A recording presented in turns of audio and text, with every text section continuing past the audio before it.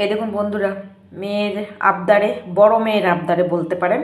এর আগের দিনে বানিয়েছিলাম, সেদিন মেয়ে কলকাতা গেছিলো, ওর বান্ধবীর বিয়ে।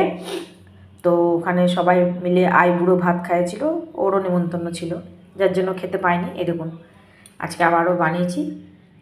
এই যে সরু চাকলি পিঠে, এই দেখুন কি সুন্দর, একদম নরম নরম। এই দেখুন, এই দেখুন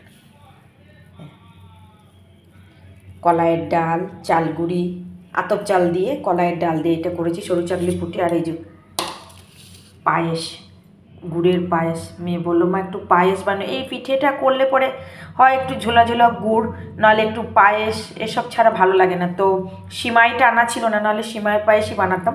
তো এটা বানিয়েছি আতপ চালের, মানে গোবিন্দভোগ আতপ চালের পায়েস।